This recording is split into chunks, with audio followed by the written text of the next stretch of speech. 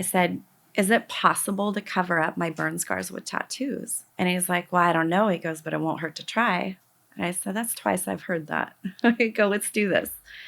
So I sat in that chair 6 days a week, 4 to 5 hours for at least 8 weeks. At least minimum 8 weeks. Wow. So you just, okay, that's interesting. So instead of getting a tattoo on some of the burned area, going about your life, coming back a month later, getting a new tattoo. No, you just said, we're covering all these scars. I'm going to go in every day until they're all covered. I was in that shop every day. Single day. I'm just going to say this, but that's in its own way risky. You know that, right? Yeah. I mean, obviously you had been through a level of physical trauma far beyond what the tattoos were doing to you, hearing your story. But still, in our industry, we don't really tattoo people that many days straight. They can get, you can get sick. I did get sick. Okay. I actually did get sick. Shit's about to go down. I'm feeling something in my spirit. Chats and Tatts with Aaron Della Vedova.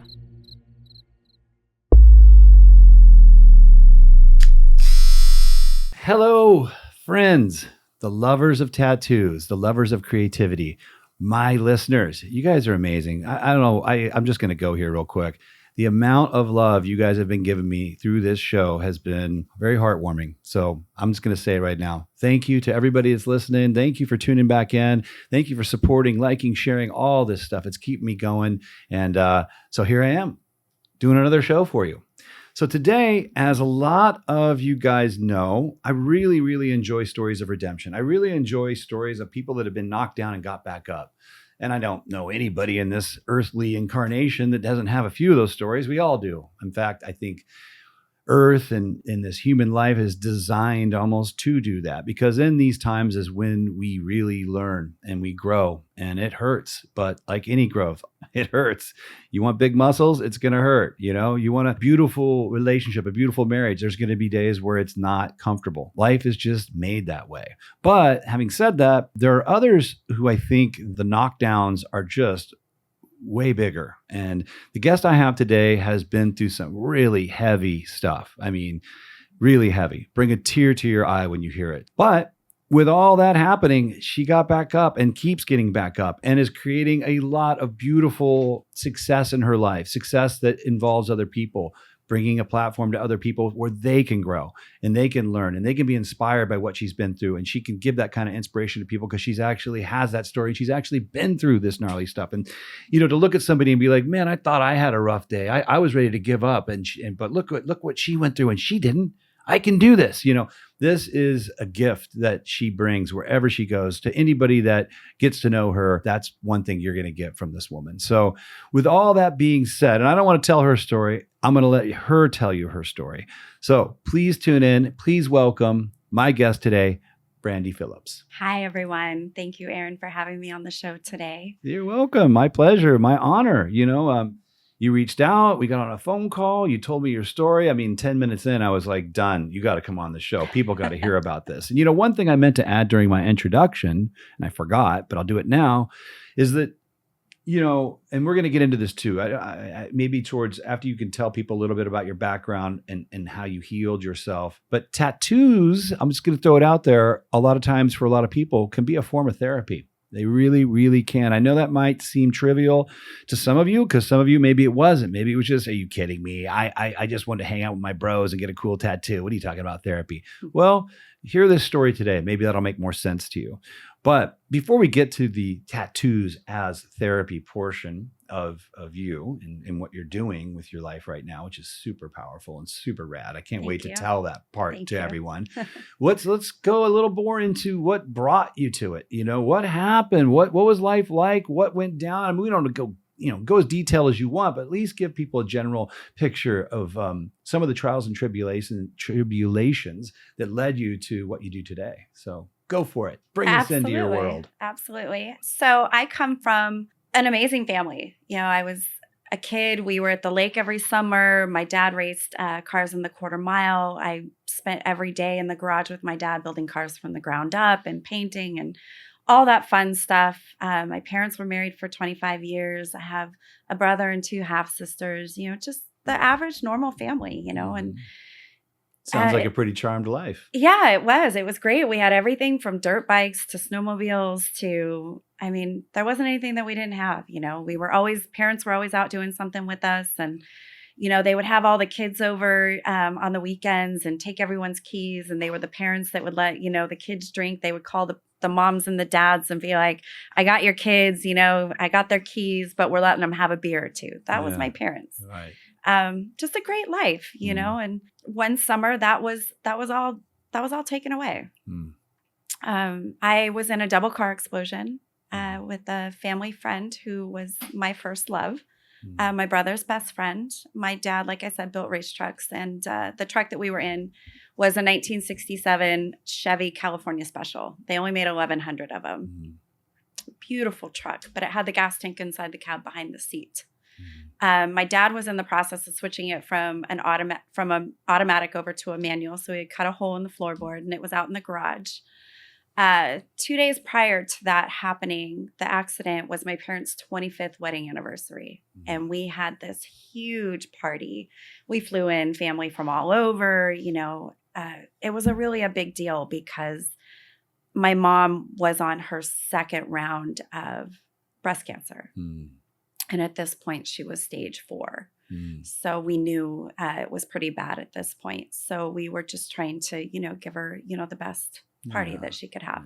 How many years ago are we talking, just so we have a frame of reference? This was November of 92 when she passed away. And this all started in August of 92. So my parents' wedding anniversary was August 15th. And so we had the big, huge party, and my parents were seeing off family and friends. And my brother and Mike, who was killed in my accident, they decided to go to a party the night before we had to take everyone to the airports. And they took my parents' car. And so they were at this party, and of course they got drunk. We lived in a small town. It was Red Bluff in Northern California, just outside of Chico. So it was a big party state, you know. And they went to this party, and unfortunately they got drunk. And so they fell asleep in the car. Well, falling asleep in the car with the keys in the ignition is automatic DUI. Well, being a small town, everybody knew everyone. My dad was friends with the cops and whatnot. They impounded the vehicle, but they took my brother and Mike to the local library to have them sleep it off. So that morning, my parents were left with Mike's truck to take everyone to the airport and go to UC Davis for my mom to get her treatment. And so Mike ended up back at the house, and my brother had to go to the impound yard to get my parents' car and whatnot. So it was just me, him, and a friend at the house. And he wanted to go and watch a movie and do a few things. And I was like, no, we can't take my dad's truck. There's no way. Like, we can't take it. He'll be really mad. He's like, we're just going up the street, like no big deal. And everyone knew that you could start those old trucks with screwdrivers. You didn't need a key with those old trucks. It was just a flathead, and boom, it was done. It was started. So we take off. We go on our journey, and we stopped at a little hamburger place, saw a girlfriend, said hello. And in Red Bluff is like 2 main streets. It's a small town. So it's just 2 main streets. And one of the main streets turns into Highway 99, which leads you to the back way to Chico State. Well, he lived just off of that. So as we're going down Main Street, there was 2 guys that had attempted to rape 2 girls and had stolen a vehicle. They were on the run, and they had set up a roadblock, I guess, on I-5, but they were already past it by the time they'd set up the roadblock. So they jumped into town, and they were trying to take the back way to 99. And we ended up at a stoplight together. And they were in like one of those old Honda hatchbacks. And I remember they were yelling and screaming at both of us in the truck. And it was 2 lanes, a center divider, and 2 lanes. And we were on the inside of the 2 lanes, and they were on the outside. And we take off, and Mike floors it to get away from them. These 2 ended up ramming. When they caught up, they rammed my door. And when they rammed my door, it threw me onto the floorboard of the truck. I didn't have my seatbelt on. I think I was in just a tank top, shorts, and no shoes. We had just gotten out of the pool, and it threw me onto the floorboard. Well, when they hit us so hard, it put us into the center divider, next to the 2 lanes. Well, in the process of all of this going on, their car loses control and starts spinning. Well, when it was spinning, it clipped the rear end of our truck. So it sent us into a sideways slide. As we were in a sideways slide, up ahead of us was a gas station with a big, huge gravel pit for people to pull in and, break and sleep and do whatever. And this diesel truck with a Caterpillar attached to the back of it was going across our 2-lane center divider going the opposite direction. When he saw us coming, he bailed from the truck. Instead of continuing, he bailed, left the truck there, and we crashed directly into the actual diesel tank where he had just filled up. So that truck exploded, and then our truck exploded. So with the gas tanks inside the cabs behind the seat, they were known to explode on impact over 45 miles an hour per GMC. They said they would rather deal with the lawsuits than to recall all those vehicles. I sued GMC. Unfortunately, I didn't get what I should have got in this case because my mom had passed away. My dad had abandoned my brother and I, and my aunt had signed on as my guardian ad litem, but she was dealing with her husband passing away at the same time. So the very first settlement that came about, she just signed off on it and said, here, that's it, we're done. So I didn't get justice in that department either, but I did get a little bit from GMC for going through what I had gone through. Well, and tell them you didn't finish the story. So both the cars go into the flames. And both the cars go into flames. They pronounced us both dead at the scene. My neighbor had a police scanner. He was an old man. He always sat in his garage and listened to the police scanner. And he knew that my parents were sending off people to the airport. And my aunt was at the house and I had just gotten to the house. And he heard it on the police scanner, ran over and told my aunt, said that, we were both killed in an accident. They paged my mom at the airport. My parents, and when they first called, they said that, we both had been killed in an accident. Wow. And I can't even imagine, it just gives me chills now. I just can't even imagine what my parents, had thought at that point. And 5 minutes later, they paged my mom back on the intercom, and they told her that your daughter's alive. She's being flown to UC Berkeley. So in the process of them saying that we were both dead on the scene, there was 2 volunteer firefighters that were part of the construction company that ran in to save Mike's body from being burned, completely. And they found me on the floorboard by chance. So when they pulled me out, I did meet the guy that saved my life a few years back, both of them. And he told me the story that day. And he had said when he pulled me out, the ambulance wasn't there yet, but the fire trucks were there. And they laid me down on one of those red boards because it was gravel. And they started strapping me down because I guess I was fighting. And when they got me strapped down, apparently I broke the straps. My adrenaline was pumping that hard. And when I broke the straps, I got away and I actually ran back into the fire trying to get to Mike. And the guy that saved my life, his name's Howie, he ran back in after me again and pulled me back. And at that point, the ambulance was there. And all I remember from that point is just seeing the ambulance doors. And that was it. And what was the result of your injuries? The result of my injuries, they took me to the local hospital in Red Bluff. At that point, I didn't know. I was coming to in and out, and they were pouring solution all over me. And I remember waking up to Mike's sister and her boyfriend, and they were just in tears, but they were the only ones that were there. And I kept asking, like, what's happening, and nobody would answer me. And I kept going in and out. Next thing I know, I'm in another ambulance. And then I was at an airport. I was put into an airplane. My aunt had met me there. She was on the plane with me. And I can tell you right now, that was probably the most excruciating pain out of all of it that I ever went through, because your skin burns for hours after being burned. And not only did I have a gasoline burn, but I had diesel.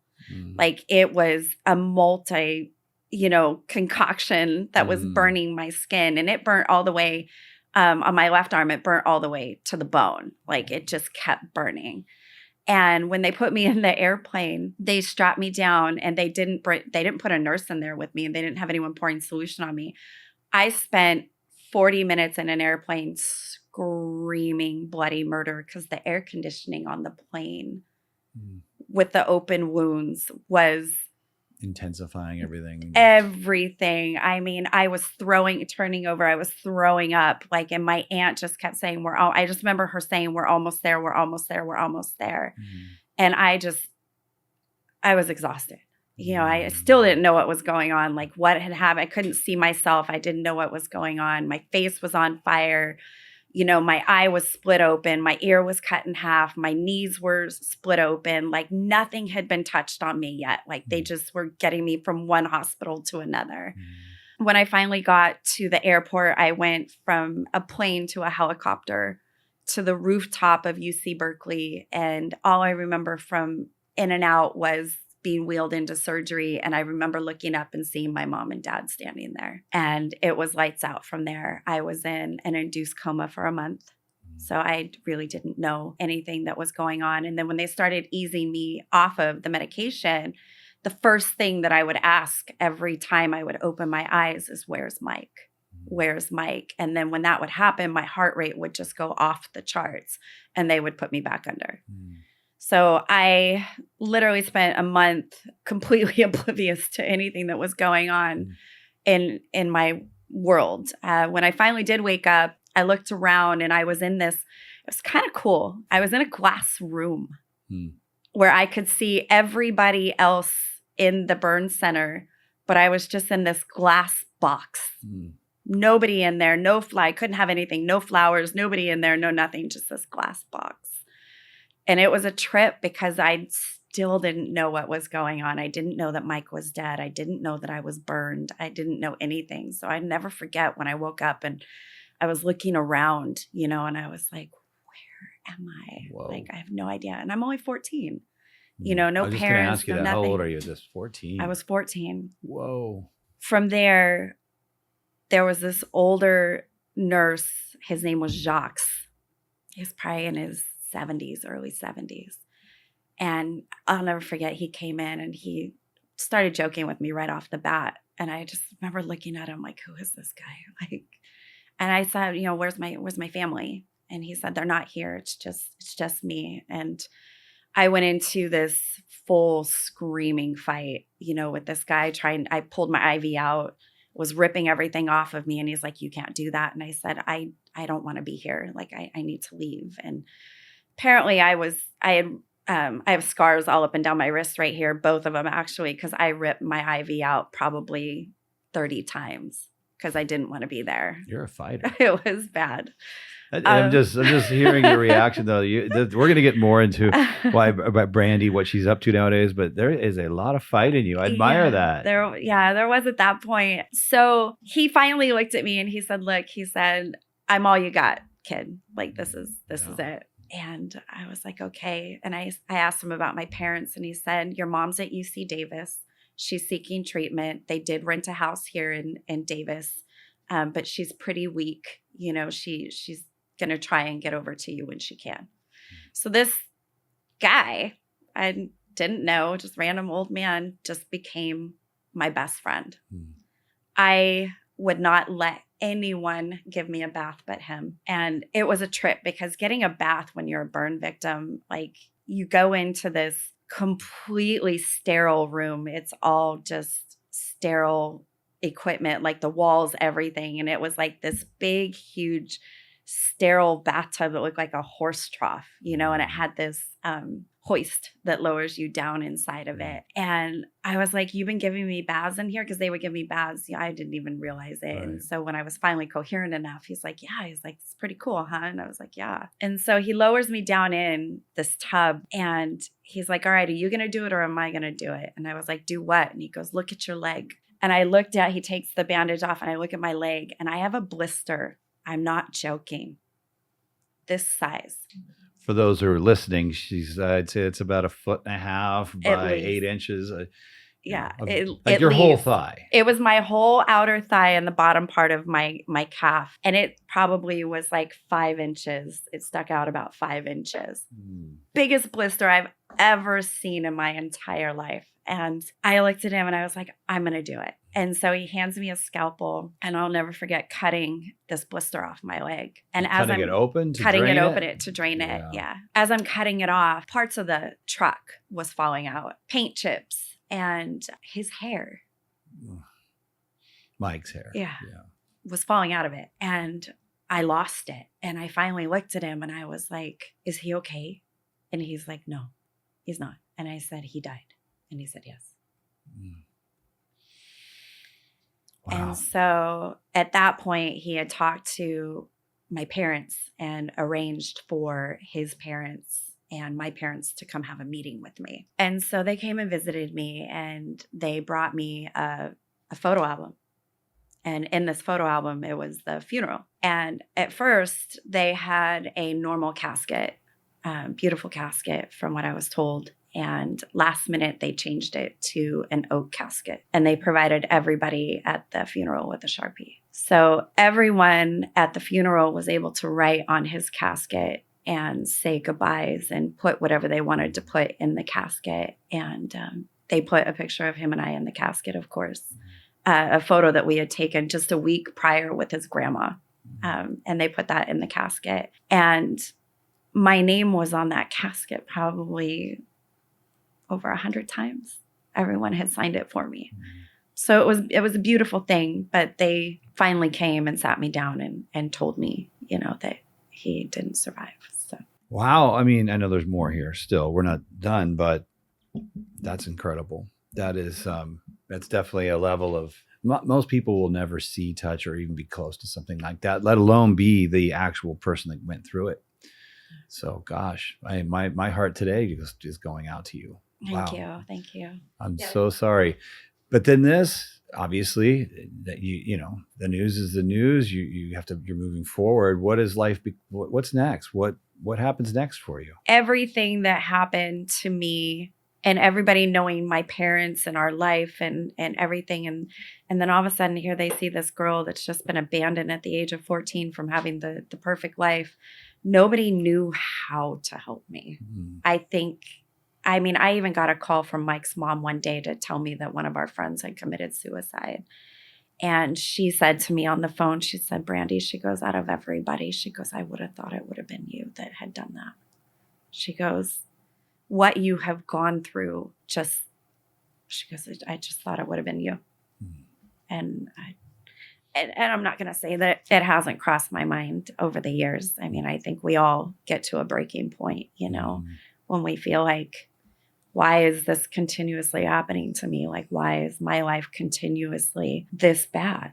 What did I do to deserve any of this? I didn't do anything to deserve this, and you start to lose faith in the world, and the things that are around you. And it's a heavy weight to burden, Can we get to that point? Like, I mean, here you are going through all the things you just told us, but when's the point, or is there more that happens before it? But when's that point where the light switch goes off and you turn this cycle around? So yeah, there is actually several events that have taken place before I get to that turning point.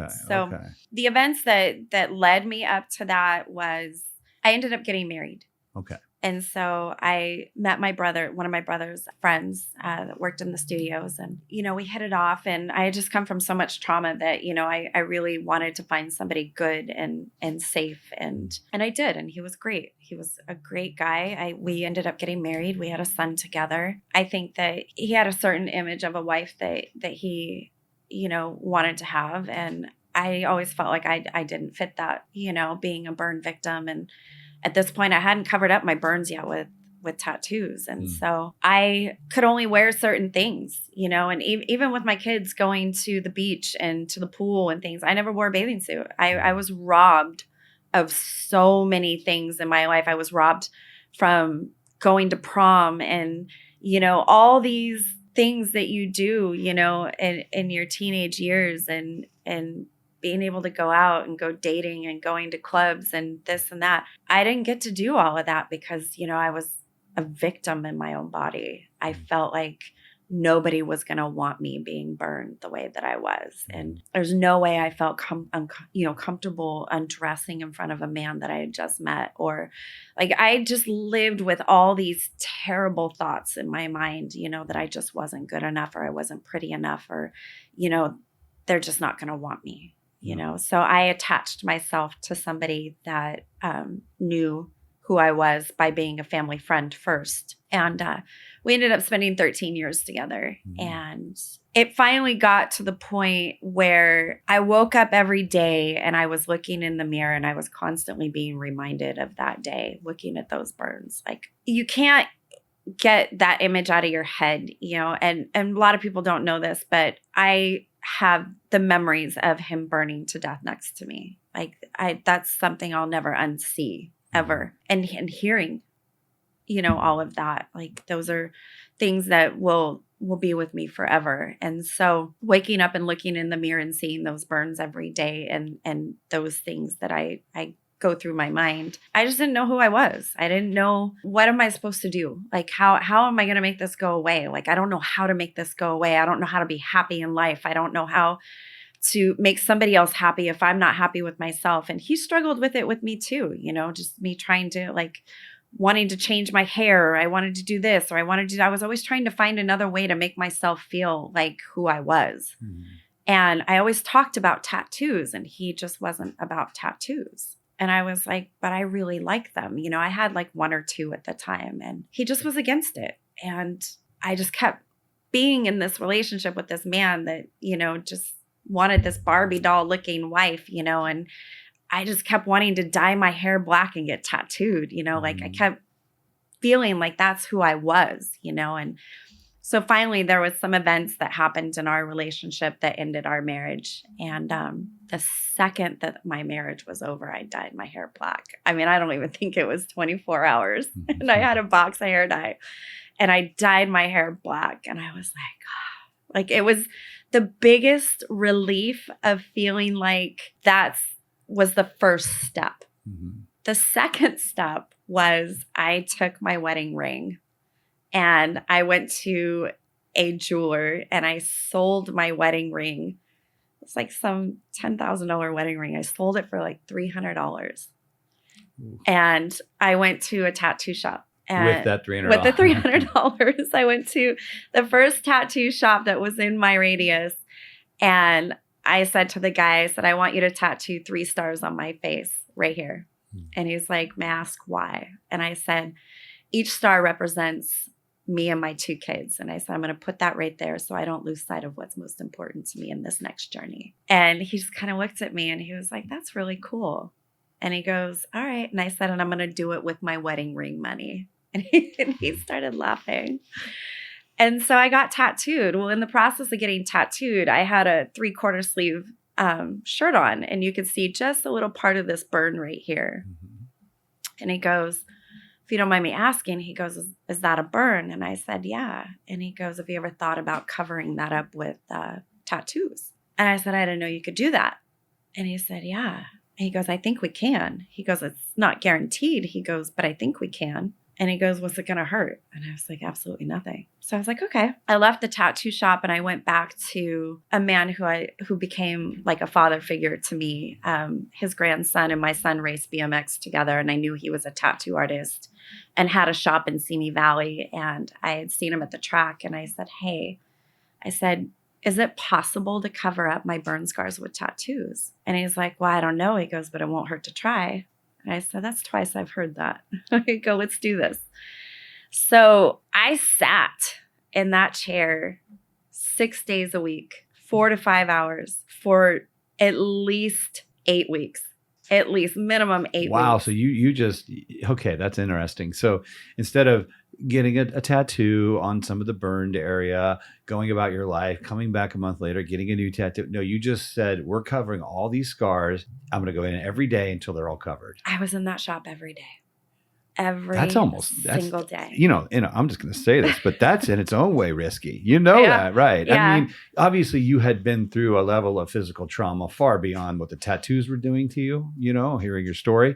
But still, in our industry, we don't really tattoo people that many days straight. They can get, you can get sick. I did get sick. Okay. I actually did get sick. But the thing that we would do is we would jump from different areas, let that heal, then come back. But he's like, are you sure? I'm like, let's go. And every second that I watched every centimeter, like every part of it, like every second that I watched that burn disappear, I wanted more. I was like, no, I want more. Let's keep going. More. And this is getting into what I brought up earlier. Yes. The therapeutic aspect. And I mean, I think your case is it's very clear. I mean, you're struggling with your physical appearance. But I don't want to make it a woman thing, but women want to be pretty, you want to be sexy, and you got these burns, and obviously, and now you're seeing them go away. I mean, how amazingly therapeutic that must have been and still is. Yeah, it was life-changing. It felt like the more the ink went on, the less clothing I was able to wear, you know, and the more I was feeling like a regular person, you know, I wasn't feeling like this disfigured monster that people looked at me like I was, you know, like it took away all of that. And to watch them disappear even more and more and more. Finally, Charlie is like, we need to take a break. He's like, you need to just take a break, let everything heal. Because I did end up getting sick. I got pretty bad. But we jumped back at it a few weeks later, and I kept going. And by the time we were done, I was wearing tank tops and tube tops, and I was walking around and people weren't even looking at me. Like, they weren't staring at the scars. They weren't staring at any of that. I was just another person in the world. Wow. You know, and to and have what that. age did this go down? The start of the collection of the tattoos? I was 31. Wow. So there's, I mean, gosh, we started this journey with you at 14. That's incredible. Like 16, 17 years later, you find this outlet that starts I would assume, the real beginning of your healing. Absolutely. And it felt like the beginning of my life. Right. Like of your the purpose of me being in this world. Like, I finally figured out that I have a soul's purpose.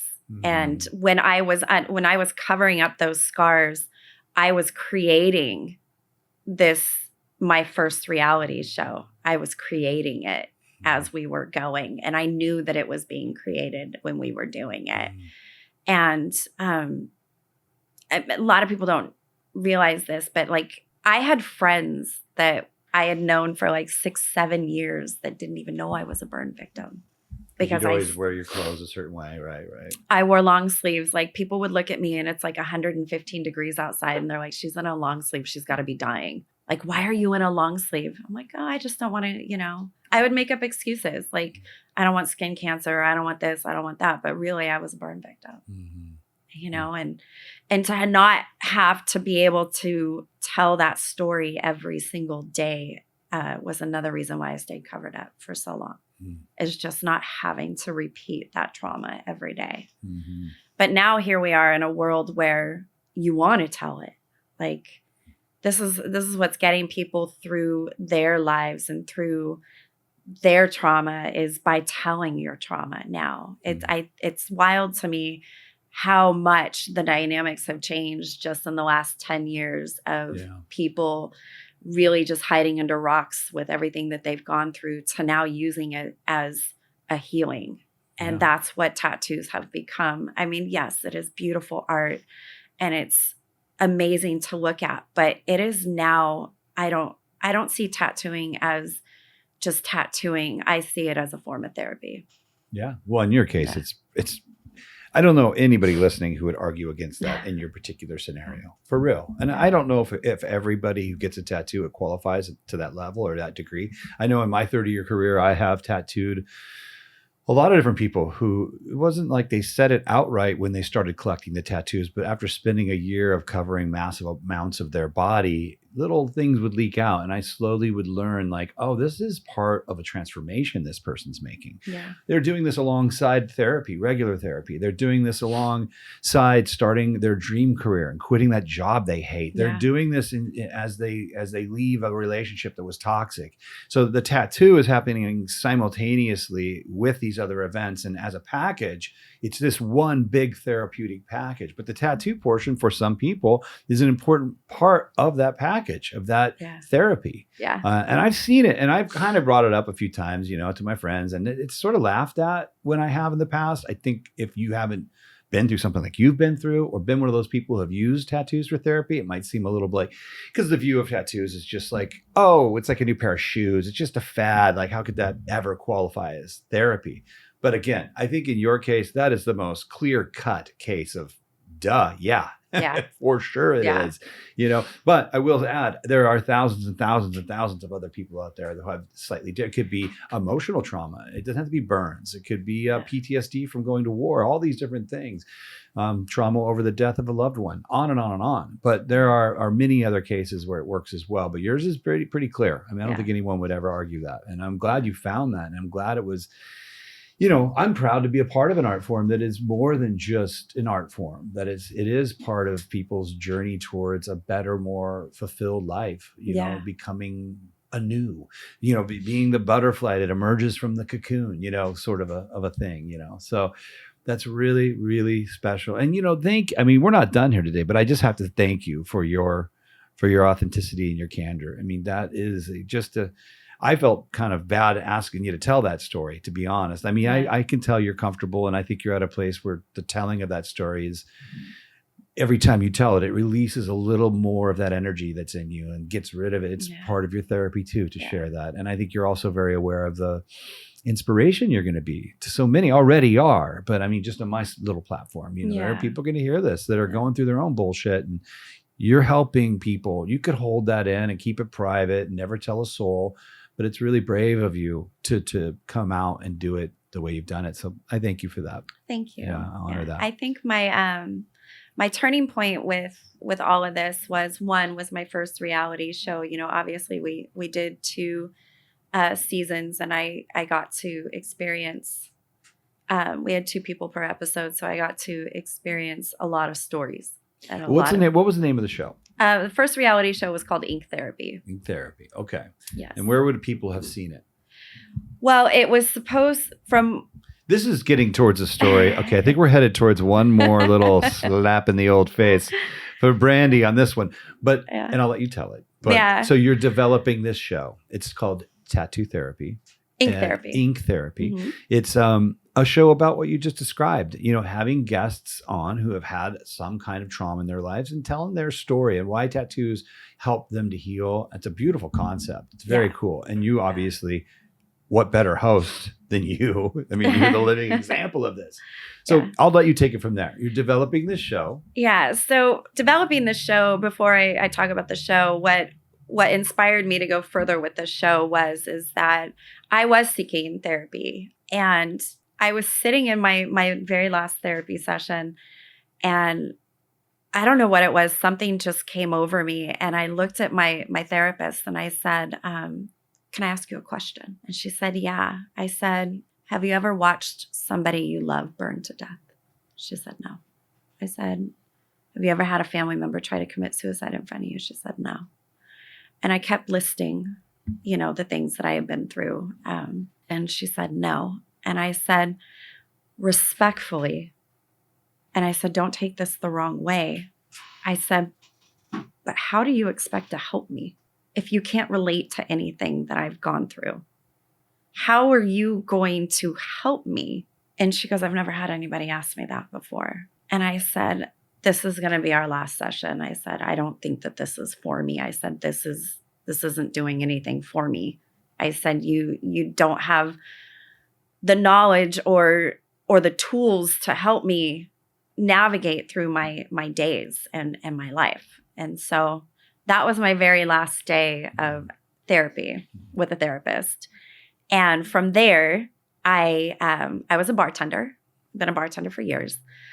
I worked at a bikini bar and at a strip club and a few other places. And I started asking questions. I had people in the studios and writers and this and that. And I just started hypothetically asking these questions because I knew that I had something. I knew that I had figured out that my soul's purpose was the only therapy that was going to help me was by helping other people. Mm-hmm. So if I could help somebody else navigate through their life with the trauma that I've gone through, then that helps me at the end of the day. Mm-hmm. And so I started. I mean, I was on the internet. I was everything I could possibly get my hands on. I was, hypothetical conversations with people, whatever, how to start a reality show. And once I figured all of that out, I went back to Charlie and I said, I think we need to do a reality show about this. And he was my artist. Okay, the tattoo artist. Yeah, that don't work. who was also like a father to me. And I said, we need to do this. And so he's like, I'm on board. Let's do this. And so I just started figuring everything out. And within a year, we had a production company, and we ended up in pre-production. And by year 2, we were shooting season 1. So we shot season 1, and it was hard. I'm not going to lie. I would go home and cry. I was terrified because I had never talked about my story so much with people I didn't know. And when you come from so much trauma, you're trusting people is hard, especially for me, the abandonment and, everyone leaving, that I loved and being wiped out from my life, within a 3-month period. My trust with people was very minimal, and I didn't allow people to get close to me, and I didn't want people to know anything about me because I just felt like they were going to leave, and I just had all these things going through my head. And so the first few episodes were rough for me, but once I got through it and I started saying, it's funny that you reference butterflies and cocoons, because we called each person that was on the show, we called them caterpillars.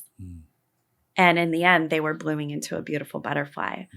So the more the reveals at the end of the show, where they don't get to see what's being, their scar being tattooed over. And so the only way that they got to see it was in the end through a mirror, and we would reveal it. And every reveal, it was changing me. Like, not only was it changing them, but it was changing me. So every reveal that I saw and I witnessed, the smile on my face and the light in my heart became brighter. And I realized one day that this was exactly why I survived that accident. I was meant to help other people and change other people's lives. And so we continued on with the reality show. We ended up shooting a season 2, more amazing stories. And I'm still friends with everybody that was on my show to this day. They're like family to me. I mean, we even had one girl from Florida. She was a cutter, and she was a lesbian, and she lived in a town that frowned upon lesbians. And she was bullied to no other. And she mutilated her thighs. I mean, to the point where she carved the word fuck in her leg, and loser, and all these things that these people made her feel. And we flew her out from Florida, and we covered up her leg. And that was probably my most memorable story, was her, because she has now taken that cutter's life, that people like to find the relief of pain and cutting.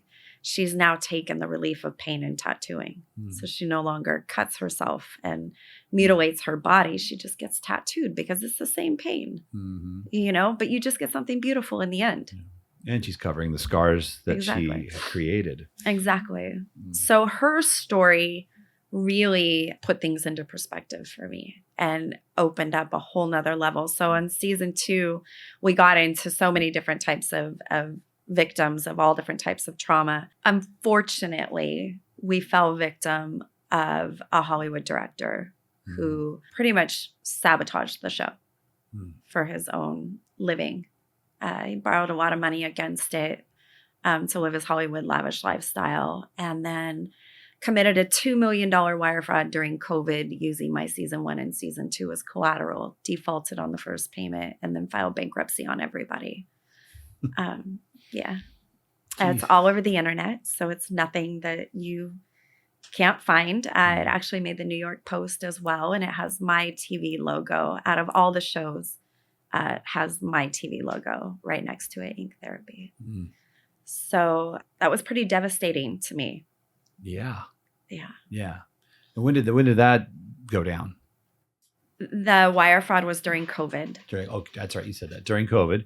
Yeah. So, oh wow. Well, I'm sorry to hear that. Yeah. What next? Well, he had just flown us out actually before COVID. So in February, we flew out to Florida. We had a meeting with Hulk Hogan's best friend, Steve. He runs a foundation called 50 Legs. He used to be a WWE fighter as well with Hulk Hogan. And he was in a motorcycle accident and he had lost his leg. And so he started this foundation called 50 Legs. And he helps kids, vets, children, anyone who can't afford prosthetics. He raises money for them to, Very get cool. prosthetics. He's actually going to be on the new show that we Okay. have coming up. But we flew out with him because they wanted to combine ink therapy with 50 Legs. And so we were going to do a season 3 with them, and we were going to airbrush prosthetics and tattoo nubs and, do this whole thing. So our director had flown us out there. And it sounded all great. Everything was, in the works, and he was seeking money, and then COVID hit. Mm-hmm. And so, but it turns out that was all a lie. Mm-hmm. He was just trying to get more money to live his life. Yeah. So where are you going now? So from there, I fell into a pretty deep depression. Mm-hmm. I didn't leave my house for a few months. I was in bed crying. Obviously, it was COVID, so we couldn't really leave anyway, so it didn't make things better for me. But I laid around. Crying and angry at the world and angry at him. And, how come I didn't see this coming? I was angry, really, really angry. Rightfully so. Yeah. And I ended up going on depression medication. It was so bad. And it was even at a point that I didn't want to be here anymore. I was just I worked so hard. I built that show by myself. I did the formula. I found all the stories. I put it all together. I did everything, not knowing a single thing. I was a bartender, not knowing anything. I built this show by myself. And I didn't know what to do. I didn't want to be here anymore. I literally would cry to my best friend and tell him, I don't understand why I'm having these thoughts. I'm just tired of people taking advantage of me, and I'm tired of all these bad things happening in my life. What did I do? And I think that was my biggest cry, was just what did I do to deserve all of this stuff? I've done nothing but be the kindest, loving, sweetest person. I've never hurt anybody. I've never done anything wrong. I couldn't figure out what I had done that was so bad, And from there, I reverted back to drugs. I reverted back to trying to cover it up, with not feeling anything and getting out of my head and alcohol. I was drunk every day. I was I just wanted to give up. That's just what it was. I wanted to give up. And I even called my tattoo artist, JP, and I told him, I said, I'm very sorry. I met him at incarceration during COVID. We tattooed at the old haunted prison in Mansfield, Ohio. It was 65,000 people. Rob Zombie played, Slipknot played, Mudvayne played during COVID. It was insane. But they were tattooing in the top of the prison up there, and that's where I met JP. And I was this guy needs to be on my show, my new show. And I called him up and I said, I'm really sorry. I said, but I can't do this. I can't go on with this anymore. And he said, he goes, I understand. He goes, I'm here, if you need anything. He goes, but, just take a break and see how things go. And so for 3 months, I just was checked out, completely checked out, until one day I got up and I went to get myself coffee. And my mom had always taught me, every day you get up, you get dressed, your hair, your makeup, everything. And you do that for yourself, not for anybody else. You do that for yourself. But you don't leave the house unless you're put together. I was so not put together. I had no makeup on. My hair was in a ponytail. I think I had slippers on. I don't know. I looked like a hot mess. And I went and got coffee. And I was standing in line. And this man turns around and he looks at me. And he does a double take. And I just kind of looked at him and he goes, you have a lot of pain in your eyes. And I was like, excuse me? And he goes, you have a lot of pain in your eyes. And I said, yeah. I said, it's been a rough year, actually a rough couple of years. And he goes, if you don't mind me asking, he goes, what's the hardest part for you? I said, you don't even know my story. He goes, that's not what I asked you. He goes, what's the hardest part? I said, the hardest part for me is I can't wrap my head around how could somebody take somebody's traumatic life story and live off of it and not care. All the people that were involved and not give a single thought or care to what he was doing, besides himself. Like, how could somebody do that to somebody? I said, and he goes, that's what you're struggling with. I said, yeah. I said, I can't understand how somebody could do that to somebody. And he said, look, he goes, if you understood why he did that to you, then you're no better off than he is. He goes, the fact that you don't understand means that you are the good and the gift in this world. He said, you may not have had a hand in the cards that you've been dealt, but you have an obligation to play the hell out of the ones that you have. Damn, you met like an ascended guru or something. That was a cool. hidden angel in the world Yes. just popped up. Yeah. It's true though, like, because if you could understand the mind of a sociopath, I guess you'd almost have to be one. Like exactly. people like us, and I agree. I mean, I haven't had this level of trauma in my life, but I've seen enough television shows and seen that sociopathic behavior. We see it in our government, see it all around us. And I ask the same question, like, how do they do that? Like, because I have this, you have this, we would feel shitty. Yeah. We'd be able to sleep at night. I'd be laying in bed like, oh my God, I just took advantage of someone. It would keep me up, but they just go to sleep and go to dinner. And that man, he nailed it. Yeah. You're not going to, we are not going to understand them. No. We don't have to.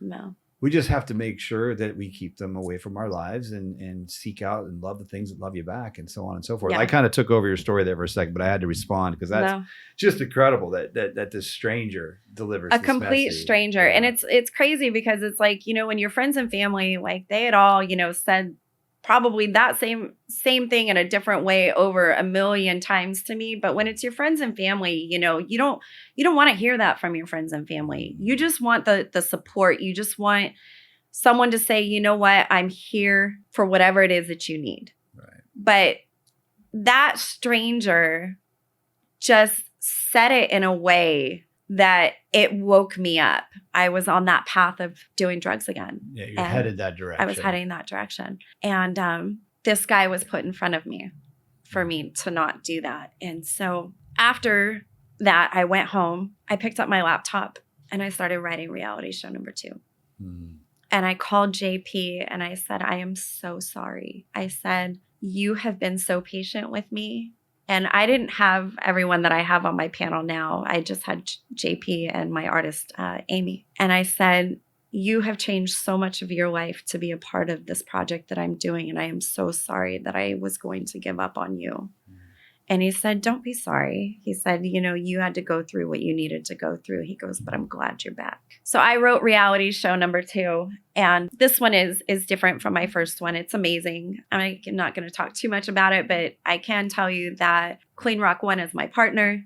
I have 3 other artists from Ink Masters as well on the panel with JP. And we are in the process.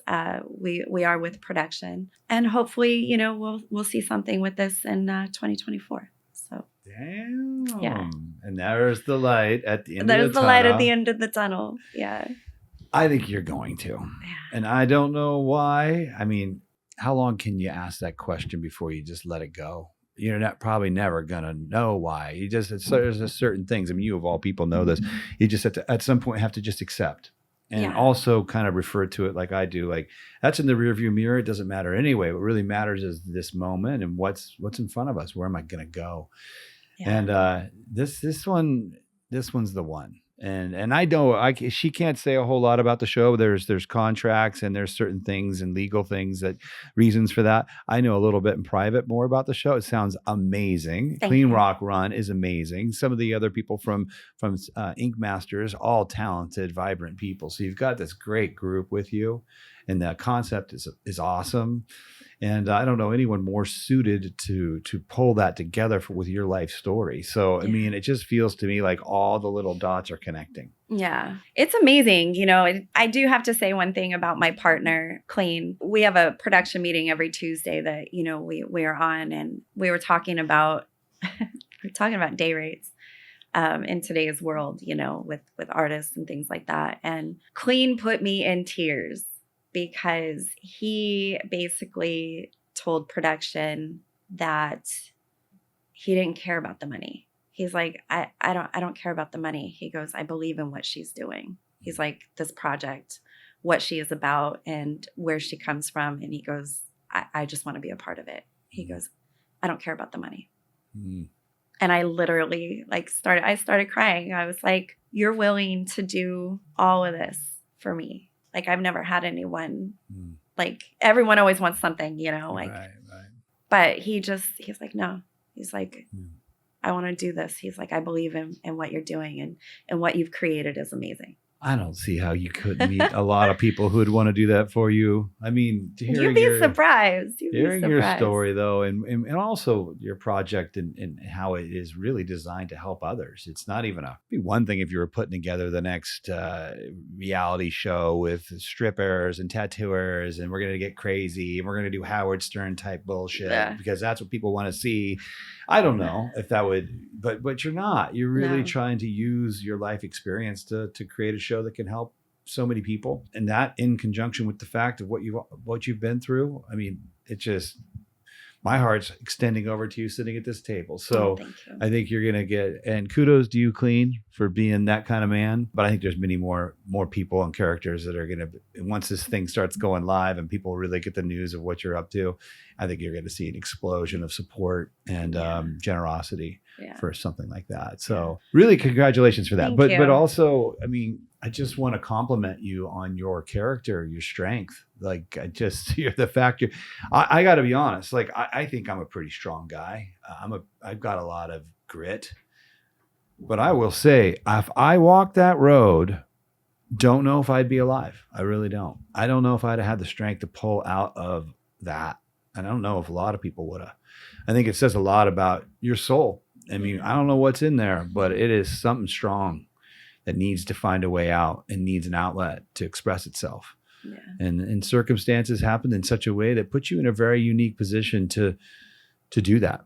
What you're doing with that show and what that show is going to stem into there, that's going to be the starting point that's going to branch out like an octopus to so many other locations. That I couldn't do that. It wouldn't work for me. I don't have the experience of that life experience. You do. So it's just unique that you have it. And you asked earlier in the show, why? Well, maybe that's, I think that now. And the story's not done, but maybe that was why. Yeah. For this. Yeah. And whatever comes from this and how many lives you save through this process. Maybe that's why. Yeah. I hope so. I really do. I'm super excited for this next year. I have a lot of great people in my life. We have, obviously with the show will come, a clothing line I figured, funny thing is Modified by Ink, which is my brand. I've owned that name for, I think, 11 years now. Mm-hmm. And I never did anything with it. And I kept getting these emails, and this guy emailed me and he offered me like $13,000 for the domain. Mm-hmm. And I remember looking at the email and I'm like, man, if he's offering me $13,000, I need to do something with this. Yeah. I'm like, not that I couldn't use $13,000 right now, but no, that name, I've owned it for 11 years. I think it's been 11 years. That will be the clothing brand. It'll be the clothing brand. It's also the name of the new show. Okay. But the clothing brand, I think what I really would like to do with this line is, with the show, we raise money for nonprofits, charities, and foundations. So I think with this new clothing line that's coming out, I would like to be able to provide scholarships for kids who can't afford to go to art school. So very cool. Yeah. Awesome. I think that's my plan with this line right now. That's awesome. No, it's awesome to hear you say that too. Like you're really designing this show's profits to be poured into organizations that help others. Instead of it just being a full corporate model, a capitalistic model where it just all the money pours into everyone's bank accounts, which is fine that for those of you out there doing that. But I think for me, it's more to be able to fulfill that child's dream. Mm-hmm. Because I know my dream, all I ever wanted to be when I was a kid was a criminal defense attorney. Mm-hmm. It's funny because I'm so far from all of that. But ever since I was a kid, like I wanted to stand up for criminals. I wanted to fight for the ones that, were wrongfully charged. Mm. So I know how it is to not have your dream, come true and what you really want to be. But I mean, obviously I have an even more beautiful dream that I'm living now. But to be able to give those kids that love art, a scholarship to be able to fulfill that is where my heart is with it. So cool. So cool. And we can expect to see this show launching. You have a target date? I mean, we're hoping something starts hopefully by end of spring. Mm-hmm. But, in TV, things take a while, and we just went through the strikes and who knows what else is coming up, but I'm not trying to rush it. I'm not trying to rush it. I want it to be perfect, and where it goes from there. I was just telling somebody the other day, I said, you know what? I said, even if this, and the thing is we've actually changed. We just recently changed it. It's no longer a tattoo reality show. It's a tattoo lifestyle show. Okay. So that opens the platform up to more, networks and things like that, because the show isn't, I mean, it's about tattooing, but it's really not about tattooing anymore. It's about, it being a form of therapy and changing people's lives. So it's about the story of these people and obviously covering up the scars. So on the each episode will have an internal and an external scarring. So say, for instance, drug addiction, we'll cover up track marks on one, but on another one, we'll provide a memorial tattoo for somebody that just got their 20-year chip. We'll honor sobriety and we'll cover up, bad memories. That's awesome. Yeah. That's cool. Well, where, I know when people hear this episode, there's going to be a lot of people who want to be more involved, want to get in, follow you. Hell, there might even be somebody listening who wants to give you a ring and somehow support you financially in this endeavor or get involved on some other level, some other key character out there that wants to come into this thing and help it succeed. How can people find you? How can people do that? You can find me at Angels and Ink. Okay. Or Modified by Ink on Instagram. Okay. That's probably my biggest place. So Angels and Ink is 3 words. It's angels, then the word IN, and then the word ink, INK. You can find me on there. I mean, obviously we are looking for stories. I'm looking for scars and internal scarring stories. I do have a list of episodes that I will be putting out probably the beginning of the year on what the season 1 will look like. Mm-hmm. The cool thing is we're also going to be incorporating music with the reality show. So just be a lot of really cool things. But I think at the beginning of the year, our IMDb is going to be coming out. Things are going to be more official and set. Right now, we're just still in the final formulating stages and putting things together. So right on. Well, I'm glad you brought that up. I was going to ask you, let's set an intention together. Like, what is it? And maybe it could be a life thing, but for this show, what is it that you need right now? Tell them, tell me, tell everybody. Right now, saying it out there out loud. I'm telling you, dude, I have done this shit. And, I'd be thinking in my mind, I really need this in my life. I need this in my, and then one day I'll get so frustrated, I'll say it. I could be alone just walking my dog and I'll just look at the sky and just out loud say it. And every time I've done that, man, shit shows up pretty quickly. So let's say it. What is it you need to support this thing? I know you already said you need stories. And I know a lot of people who hear this are going to share. And I think some people are going to be writing you with some good stories to be on the show. What else do you need to make this thing go? You looking for investors on it? We are. I mean, I'm looking for sponsors and investors for the clothing line, obviously. Okay. And I think for the reality show, I mean, we are seeking distribution right now. We have a few avenues that we're going with. But I mean, anyone that's interested in being a part of something that's so, different compared to all the other tattoo shows that have been out there. This is something that has never, besides my first show, has never been done before. It's a very different formula, totally different to it. Yeah. So, I mean, if anyone's interested, if you're in a band or you know anyone that's interested in performing on the show or donating their services, I mean, just get at me in my DMs. We'll have a conversation about it. Okay. But it's a lot of really cool things. It's going to help a lot of people, especially with the veterans. I'm really big with supporting veterans. I come from a military family. I've seen my cousins go through tours and the damage that is done. And my grandpa, my mom's dad, he was a designer. He designed the cockpits of all the F-Series fighter jets back in the day. Oh, cool. One of his planes sits on the Midway here. So, cool. My dad was stationed on the Midway. So veterans, it's a very, very, very special thing for me to help, with veterans. And I actually do have my Angels in Ink line that a certain percentage of my sales, once the line is launched, that will go back to supporting veterans as well. Very cool. So there's a lot of cool things that are going to be coming out in 2024. So I have a good feeling. Before we did this today, I don't know, man, 2024 feels good. it does feel good, It does. I had kind of my silly little privileged world. It was kind of a hard year for poor Aaron. Boo-hoo. I mean, my own stuff. But I was just telling my wife this to yesterday, actually. We were recounting the year and the struggles of this year. And I don't know. I'm gonna, what goes down must come up. I think this is a big year for everybody. This whole country, this whole world potentially. So and certainly for you. That's what I mean. That's what I'm manifesting. I mean, I know obviously bad things will happen, but I've really learned to step outside the box and take those bad things and turn them into something good. I mean, they're only going to stay bad as long as you let it. Yeah. So I've learned to take back that power and not let things bring me down. If somebody doesn't want to be in my life anymore, there's the door. Right. You don't want to support me anymore.